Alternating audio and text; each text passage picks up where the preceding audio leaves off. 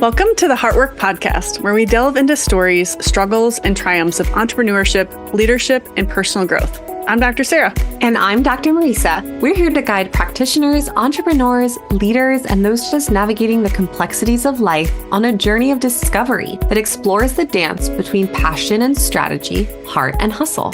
With candid conversations, insightful interviews, and plenty of laughs, get ready to uncover how leading with heart can transform your business and life. Let's dive in.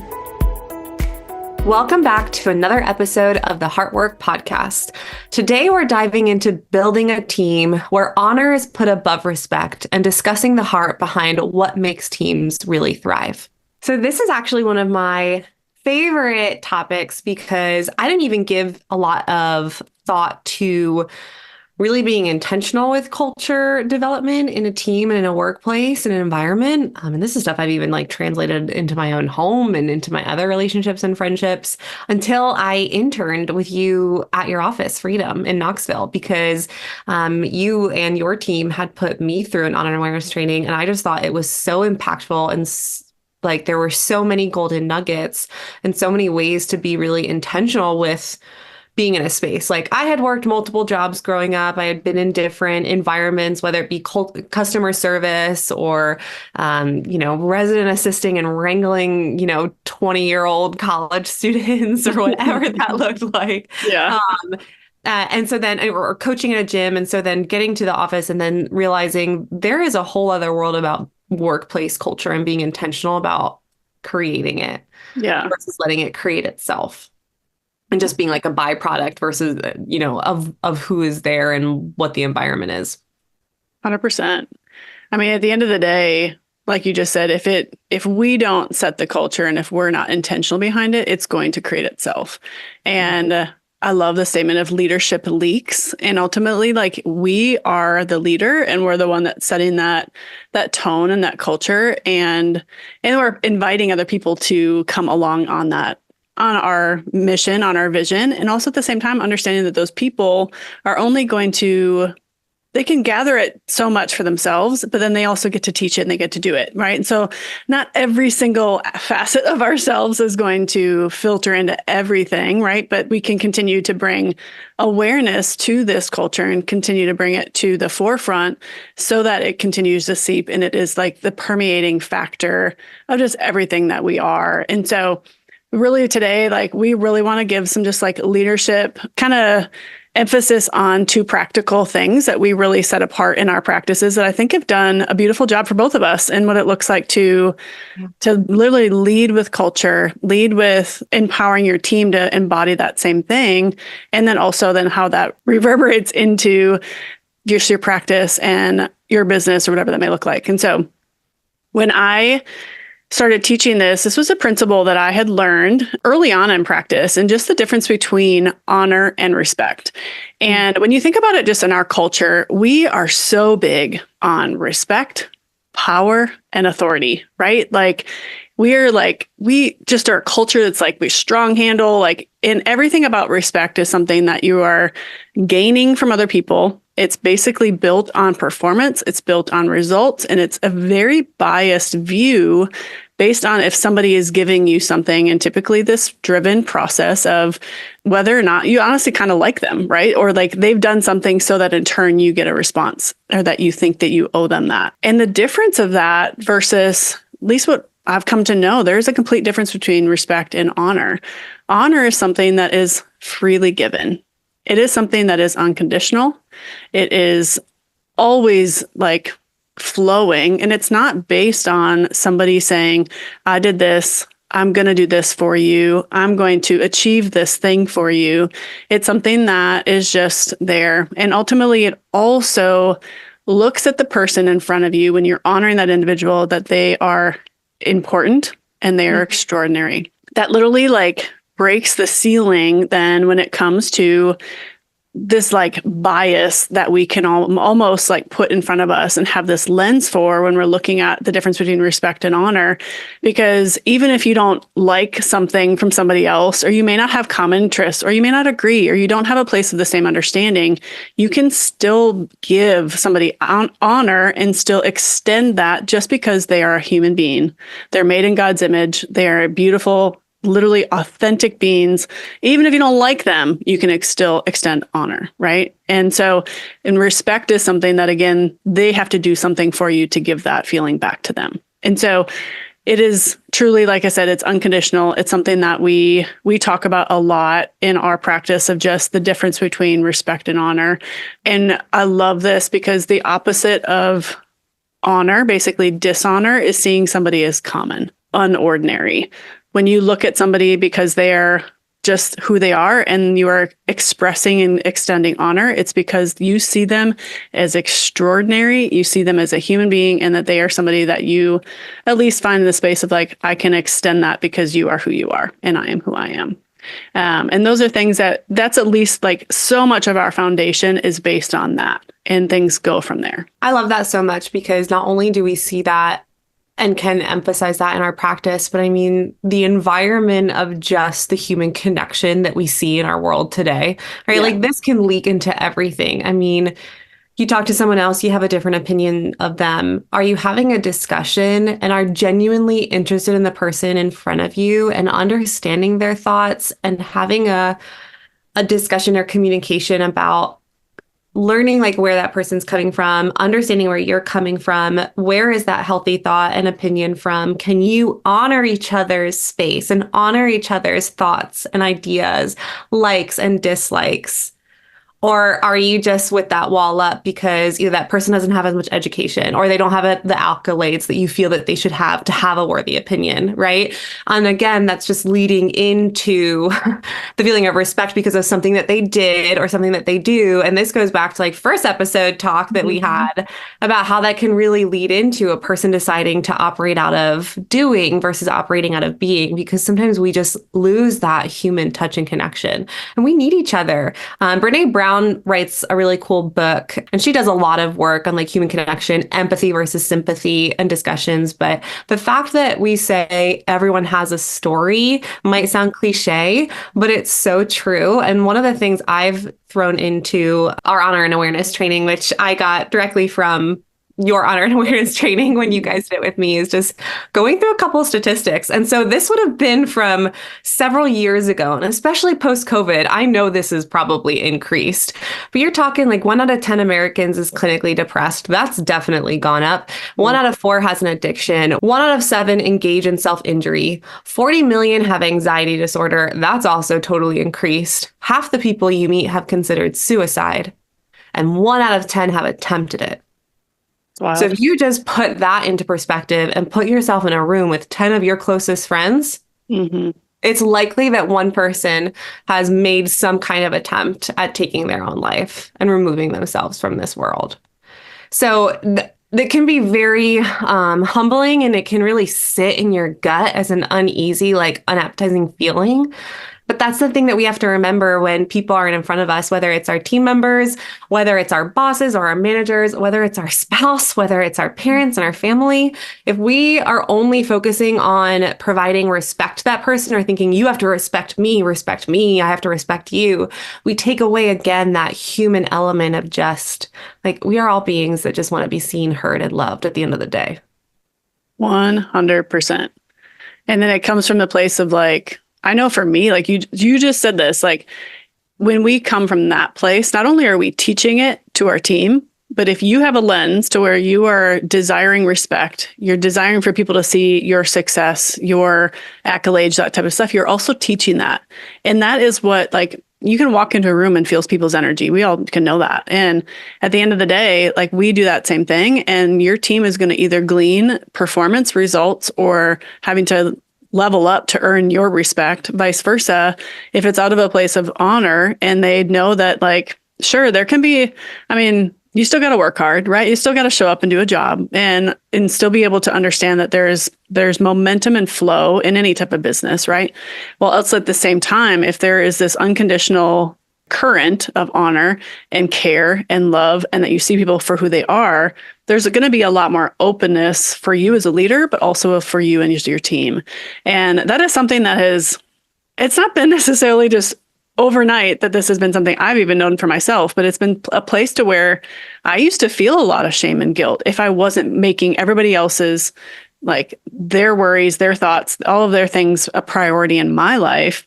But in turn, like, I was always then wanting a result from them. I felt like I was always giving honor, but at the same time, it was still convoluted with this space of wanting result, wanting performance, and ultimately wanting them to respect me for the success that I so thought I had, the accolades that I so thought I had. And in turn was honestly kind of compromising myself for wanting this like perfect little life that I thought I had built for my team to be able to even say like, hey, we're doing this thing. And so the beautiful part about honor is it allows you to be able to set your ego aside and allow your true inner self to meet people where they are at. And that includes you and your team. And that includes the people that are walking in your doors and the person that you might meet at a grocery store. How many times do you talk to the people that are cashing you out? Like, how many times we talk to people at a gym? We like literally do make eye contact with people. It's like, we all want to know, like you said, that we are known, that we are beloved, that we are cared for. And this is just one factor in all of our business, in both of our business, but in business, I think that can be beautifully incorporated to be able to allow people to know that they are cared for. Totally. And it can be hard because if you are coming in and you feel like you're not getting that return because you're looking for a return, it's very easy to get defensive in that ego, in the sense that, like unhealthy, wounded people that are also dealing with pain. Like in our business, we deal with a lot of people that have pains and dysfunctions and are really suffering in their health. You walk into that room and that person's where they're at and they're cutting you even though you didn't, or they're bleeding on you even though you didn't cut them. Mm-hmm. It's very easy for you to go into like defense mode or be shut down, right? Be like, this person doesn't respect me. They don't know that I'm a doctor, that I know what I'm talking about, that I'm here to help them. But you don't know their history of how many other doctors have promised them health, have promised them healing, and they either feel worse or they feel like they're just on a bunch of pills and medication. We don't know anything about what that person's day was like, if they got chewed out by a spouse, if they had a tough conversation with a kiddo. You just never know. And this is why I love so much of thinking about the principle in the sense of kind of that I think it's called the 1-day principle. Yeah. If you had one opportunity, one chance to make that person's day, and you're the only person they're going to interact with, how do you want them to leave that conversation? Mm-hmm. How do you want them to leave that space with you? And most of the time, if you just recognize where they're at and make them feel seen for what their personal experience is, not the way you're seeing it, not the way you're perceiving it from your own lens, but what they are experiencing as their own human being who has the right to their experience, and acknowledging that, they then drop it. Mm-hmm. They drop that wall. And now their heart space is open and you guys can come to that common meeting ground. I'll often tell people that are right in front of me, like, I can't imagine how hard that it has been to separate through this, or I have not gone through this personally. I can only imagine. Here's what I can offer. And if that looks like a small improvement, a 20% improvement, a 50% improvement, what value does that have to you? You just you just put yourself out there and you let them have it. Because most of the time, they're there. People are right there in front of you and they're just aching for the connection. Mm-hmm. I saw this picture. I don't know. Sometimes you can see it floating around on Facebook or on social media, but I believe it was an old sculpture or a painting. And it was basically two people back to back, like with their arms crossed and they're just sitting there. Mm-hmm. But then their like inner childs and hearts are just facing each other and like trying to put their hands towards each other in the middle. So like you might be back to back towards someone because you're defensive or you're offended by something or you don't feel honored or you don't feel respected. But just that inner part of you, that inner being, you're only that way because you want that connection so bad. I love that. That's a really good picture to be able to see, like, we all have this opportunity of wanting that. And that's when we're talking about building culture, like, what Dr. Marisa just talked about is that's an element. That's an element of how we create culture, and we teach our teams to do the same when they're in front of somebody, when they are talking to somebody on the phone, when they are opening a door for a practice member. It's like their thought is always, how can I honor this person to another level today? And really giving place to like bridge that gap so that we don't know, at least in our world, we don't know what that subluxation is creating for them, to where it's creating an experience or a quote unquote result to where they may come in really grumpy, but they don't have to stay grumpy. That's one of the things that we talk about a lot, is like that person may not be having the best day, but they don't need to they can leave having a better day. And maybe it may take 5 days. Maybe it may take 5 weeks. Maybe take 5 years. I don't know. At least in our office, it happens a lot faster than 5 years. But at the same time, it's like they don't have to leave that way, but they can come in that way, because we are also providing a safe space and providing a place where they can come in, and at least we desire that for them, to know that they are safe, they are welcome, that they belong, and they come in. That's our heart and our culture, so that in turn that they can drop those walls down. Absolutely. And yeah. It's a beautiful thing when we think about, if we get to lead our team from that place, they also get to be invited to be able to lead from their true selves and be able to add in their flair. How are they going to do that? Like, how are they going to actually like give and open that, like break down that wall? Because I am different than all of my team members. I operate very different than all the rest of my team. Well, also I want them to be able to bring their genius into it too. But this is a foundation of how we then basically operate and give space for that.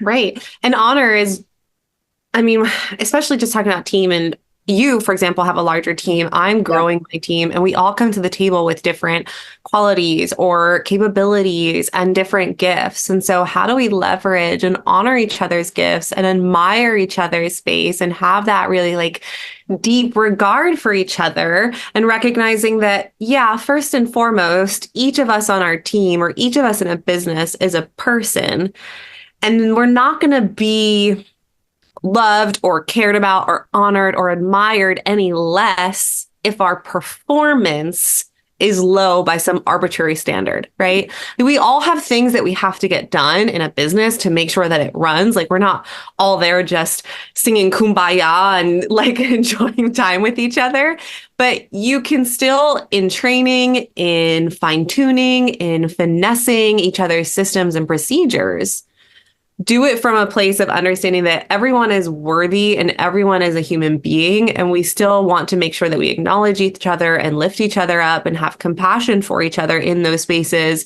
especially when we are giving like criticism or construction on how to just make something a little bit easier for each other or make something more efficient in the office. But if we don't do that, and people feel like if they ask a question that they're going to be looked at as not smart or not performing well, and then their job's going to be on the line. Like, you create an environment and a culture that is not as healthy as it can be. And everyone becomes a little bit more on edge with each other. Totally. So let's just talk about some of the practical. How do you help create that honor between your team? What are some things that you guys have implemented, like to help the cohesiveness between your team from early on, but then let's say within the first 6 months? Yeah. I think especially when you're just joining in on the practice and you're just starting to learn, like my more veteran team members know that we have our newer team, and they become like little ducklings, and you're like growing a plant, right? Like, you're just cultivating it and you're giving it space to get sun. You got to water it a little bit, and you're like literally growing this little seedling. And sometimes, you might have a leaf that wilts a little bit, but you can kind of like bring it back in and fertilize it and do the things you have to do. And we just remember that if one person or one person's energy brings it down, like everybody's typically goes with it. Mm-hmm. So there's times where if you have an extra free minute or two and you are noticing that a team member is struggling, just asking permission, is there something that I can help you with, right? Because the team might be struggling, like they might just be frustrated with themselves, like maybe they accidentally exited out of something and they lost all their work. If you come swooping in, and I actually had to learn this one way because I had a team member that would do this, and so we had to kind of curate around it, where they would swoop in and just kind of take over, thinking that that was really helpful to just remove something off of the plate, when actually that made another team member feel like they didn't have the capacity to do it all. And Right. they did have the capacity and they were getting to that task. They just wanted to finish and really do this with the like highest integrity that was sitting in front of them first and foremost. So we've learned to ask permission of each other. Do you need my assistance? Is there Mhm. something I can do to make your load a little bit easier today? Or even just in a team huddle or team meeting, like, I'm struggling today. I'm really dealing with some sinus stuff, or I'm not feeling at my best, or I'm at a different point in my cycle. We have a lot of females that are in our Mhm. practice. Or hey, like I just found out some tough news in my personal life. Like I'm not at my best. Maybe we switch roles. Maybe that person's not the person that's patient facing that day and needing to be present and open and empathetic to someone else who might be dealing with struggles in their own life, right? Maybe they take a back office role today. Maybe someone who's not feeling super extra bubbly that day isn't the one that sits at the front desk. And if we're flexible and switch with that, we do it. So we just constantly remember that positivity is attractive and contagious. And if we do need a moment, I'll be like, all right, let's do a minute. Let it out. Mhm. You got a minute, you got 60 seconds, go. And then it's like, okay, how you feeling?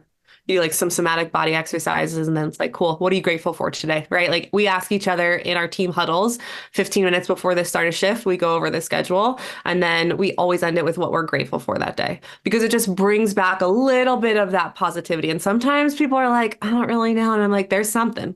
There is absolutely something you have. And at the end of the day, we always do positives because, especially when you're pouring into others so much in a day or in a service-based industry, you might deal with the ups and downs of their lives, right? And so bringing it back and reminding ourselves of something really positive or something really amazing that we heard from a practice member or some compliment that we have for our team and the way that they handled the day. We always end the day on some kind of positive note where we all share those really cool things that happen throughout our shift. Because also someone might hear something from a practice member or from a team member that I don't get the privilege of hearing if I'm serving others, and vice versa, right? Someone might have told me that they finally had a breakthrough in something going on with their health, and I get to share that with the team who wasn't in the room with me, but that team member that did that day one intake is now super like excited, and they get to pour that into someone else who comes into the practice in the sense of like, I know that this can be helped. Like I know that this person's all changed there. So like Yeah. there is hope for others, right? And it continues to pour into like our mission and our why. And I think always remembering how to keep that at the forefront is huge. Even just having trust with each other, Mhm. right? And valuing each other's input and ideas. If team members come to me and I do one-on-one team meetings once a month with each of my team members, again, I have a team of 5 right now, so it can take a couple hours. If I had a team of 10, I'd probably have to start delegating some of that stuff. But right now, I still have the capacity to do it. And there are typically 4 questions that I'll ask.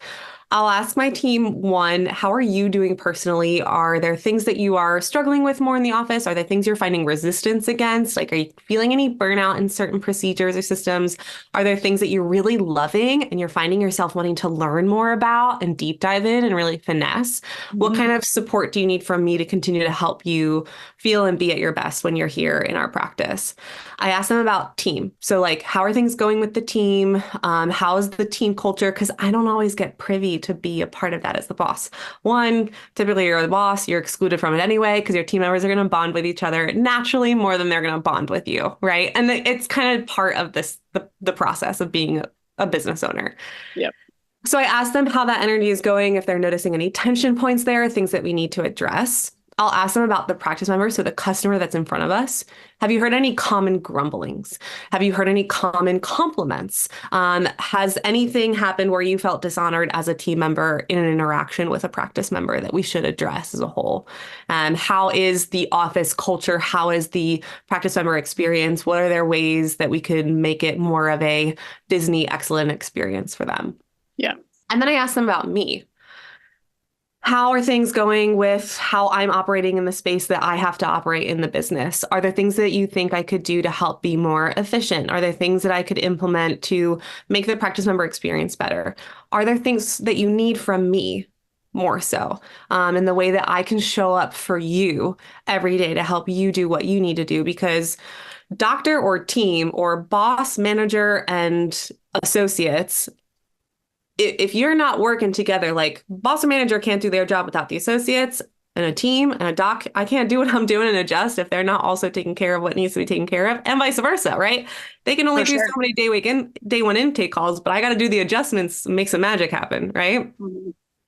So just having that space to open up and create that trust and have that communication happen and create space to like safe space to allow that communication to happen. Mhm. If they come to me with an idea or a thought process about ways to make something more efficient, and I'm like, I don't really know about that, or maybe I find some resistance against it, I ultimately have the power and decision to decide to implement something or not. But I'll even then bring the whole team back together and say, hey, this seems to be a common tension point. Let's brainstorm together some ways and ideas to make this less of a tension point. Because what I might think could be efficient, and they're the ones that have to actually implement it, it might not actually be efficient in their practical day to day, right? It might be in my eyes, but if I'm not the one in the heat of it, they're going to be the ones that are going to have better feedback for me. And if they come to an agreement on something, I would rather go with what makes them feel the most empowered and honored through that process than just trying to assert authority by me making that decision. In fact, that actually makes them feel more seen and makes them feel more valuable in the practice as a team member because they know that they have a leader and a doc who's going to actually give them space to let their creativity fly and actually wants to honor them in their process and make things as easy for them and enjoyable as possible too, right?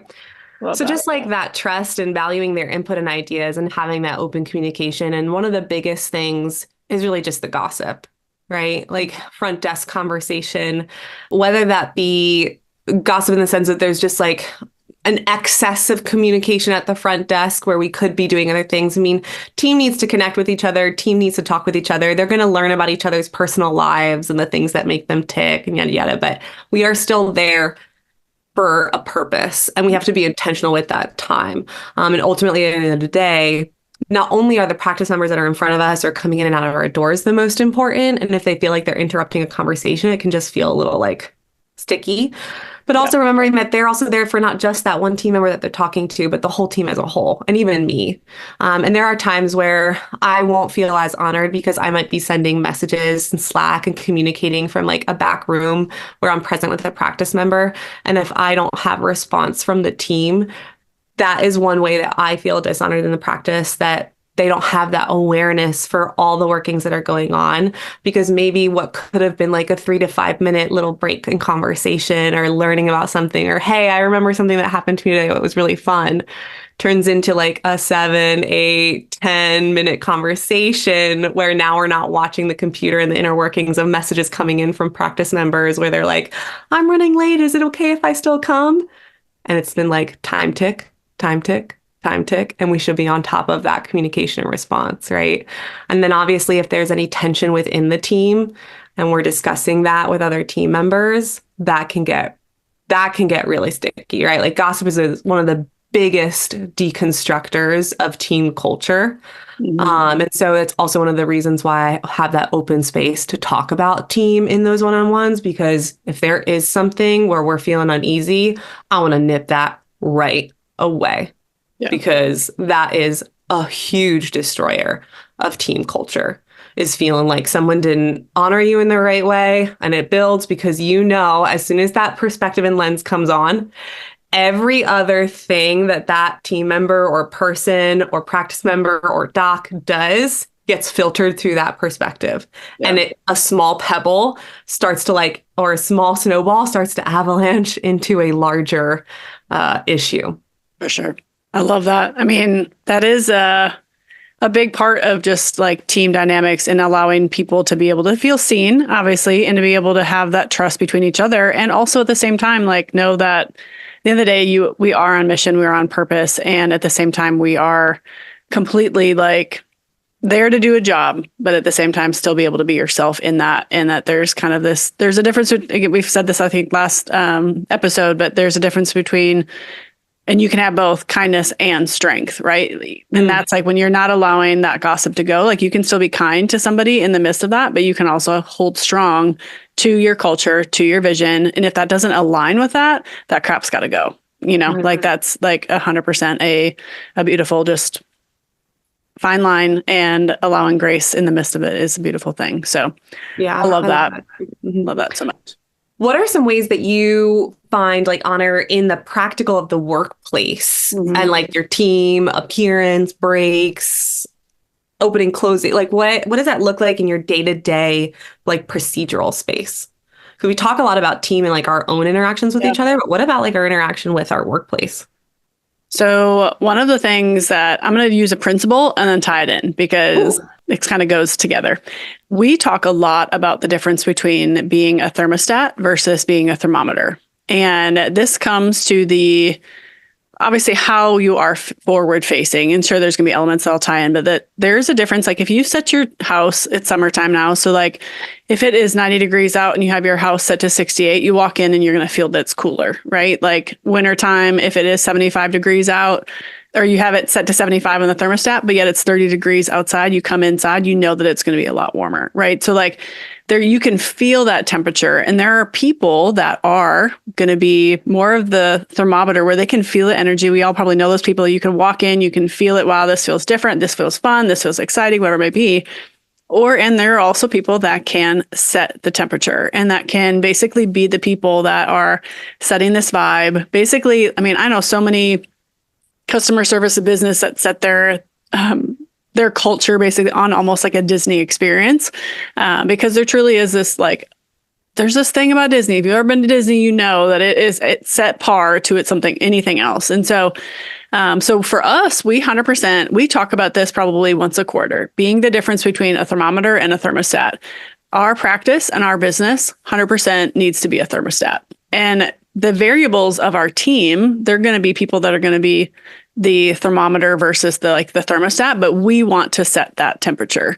We want to be the ones that basically are setting the energy, setting the experience so that when people come in, that they are honored, that they're excited, that they feel safe, that their kids can literally run over to the play area and their mom can go get an adjustment and they're safe and they know their team is watching their kid, so practically speaking, how that plays in for us, like our front desk is clean. Our front desk doesn't have a lot of distraction. If we're just looking at like the aesthetics of things, like I like a clean space. I like a put together space, but I also am okay with like in the middle of a shift, we have a big old kids area. Like we want our kids to go play and be kids and get messy and just enjoy and that type of stuff. And so toys will be out, but our toys are clean. They're like, like all those types of things. But one of the other elements of that is just the awareness of our team. So like we see a lot of moms and a lot of babies in our practice. And so if there's a kid crying, if our team is so good that if a kid is crying for longer than just like a couple moments of fussiness and they know that parent is getting adjusted, they'll come in and try to hold that child for them. Or a parent will come bring that child up to the front desk. Hey, can you hold my baby while I get adjusted? There's that free understanding that they're basically helping create an energy of safety, right? And an energy of calm and rest so that parent can also enjoy the space and feel like they can have 2 minutes to themselves without a child screaming in their ear, right? Like there's a difference between that. Yeah, totally. And so that's a big part, just in the sense of like we're always, because we're forward facing, the minute that door hits the clock to where we are ready to be open, everybody's forward, music's on, diffusers are going, it smells good, like things are ready to rock and roll, and we're prepped to be able to receive that person. We've obviously, like you said, we have huddles. There are things that we do in order to make sure that we're also just strategically prepared, that we're not just taking extra time so that the person has to wait. And so we basically are sharing, again, we share back and forth, like if this child has a hard day or if this parent's having a hard day, like how can we best love them? We have little care packages in our offices, like little gift certificates. We have things to basically care for people if there are places to where just they're not having a good day. And also the same thing of like, there's a difference too of how you interact with somebody versus like, hey, how you doing today? Hey, how you doing today? Hey, how you doing today?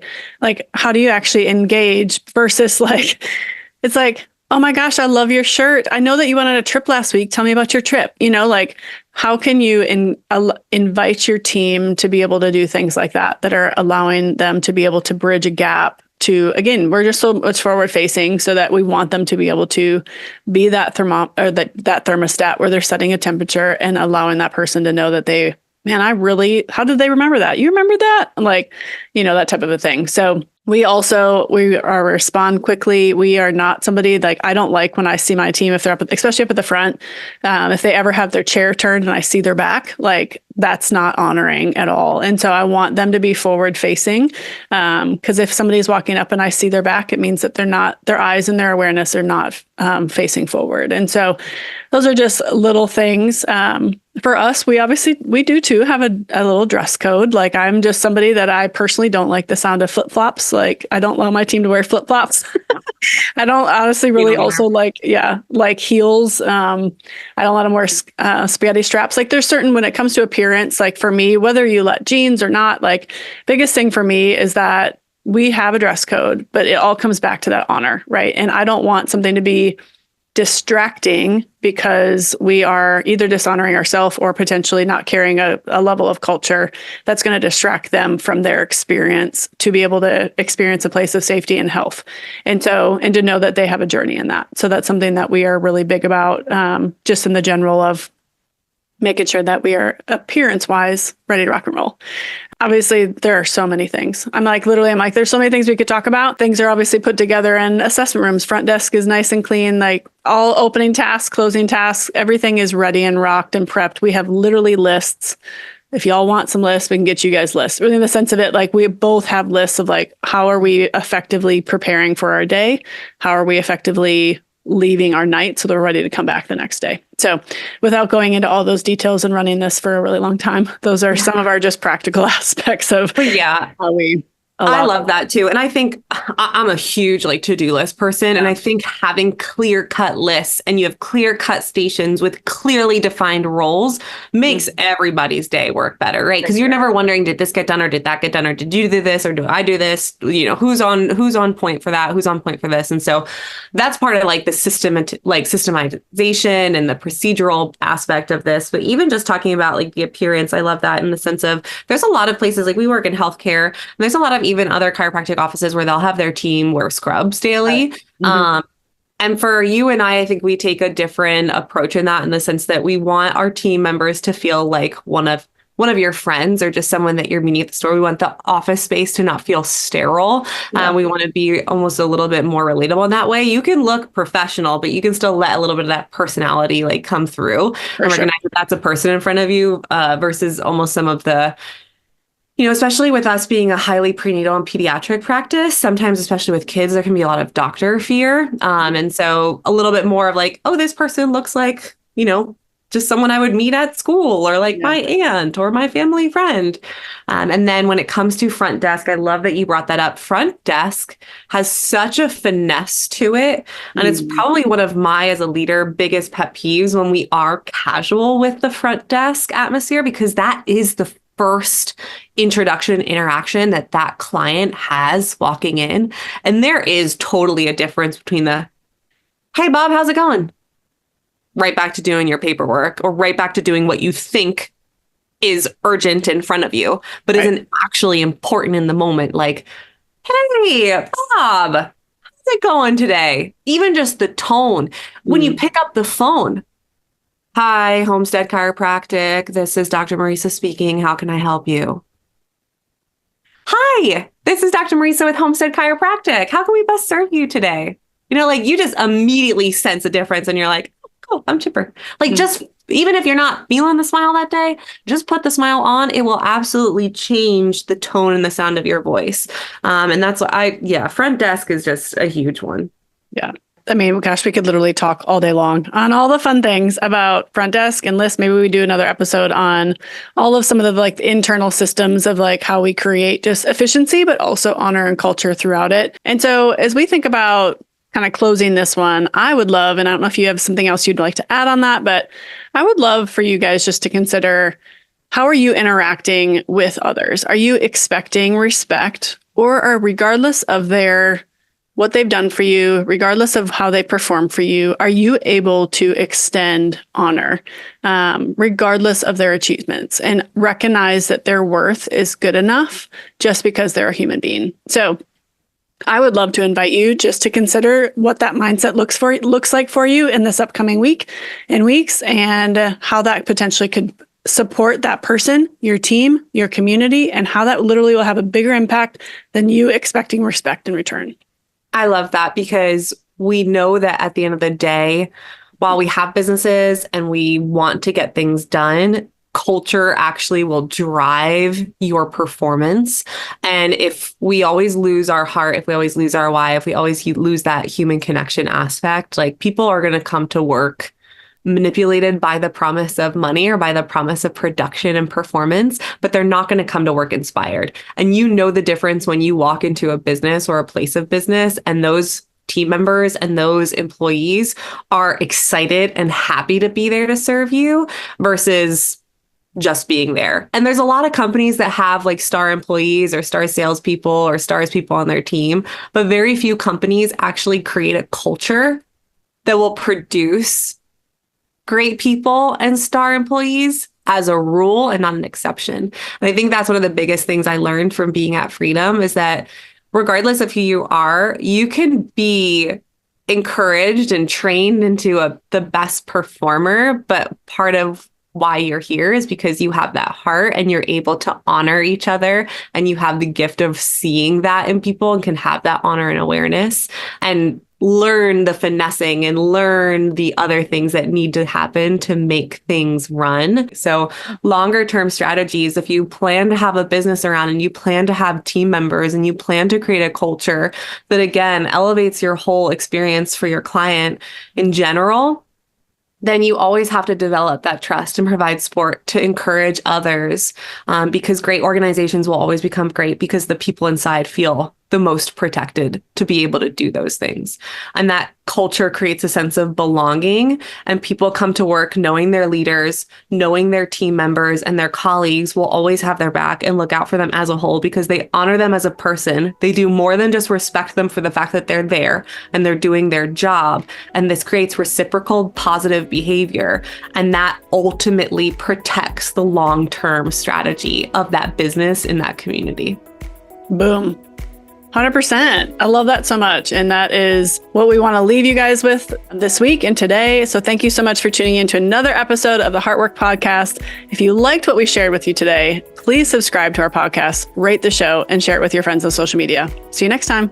Bye. Bye.